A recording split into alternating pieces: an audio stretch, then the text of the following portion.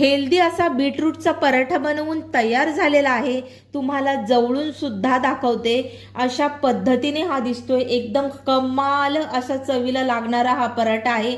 नक्की तुम्ही सुद्धा घरी एकदा करा आणि मुलांना खाऊ घाला। मुलांना कळणार सुद्धा नाही की यामध्ये बीटरूट घातलेला आहे।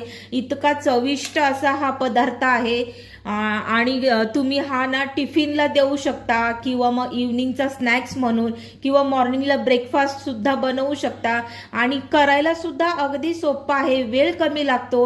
कणिक जर मळलेली असेल ना तर अगदी 5 मिनिटात हा बनवून तयार होतो आणि एकदम हेल्दी असं ऑप्शन आहे। नक्की करा आणि हो, मला कमेंट करून देखील सांगा की तुमच्या मुलांना आवडला का हा पराठा, नक्की मला सांगा। आणि रेसिपी आवडल्यास रेसिपीला एक लाईक करू शकता, तर एक लाईक नक्कीच करा आणि आपल्या चॅनलवर जर नवीन असाल तर चॅनलला नक्की जाऊन सबस्क्राईब करा। भेटूया आपण अशाच एका छानशा रेसिपीमध्ये, तोपर्यंत बाय बाय।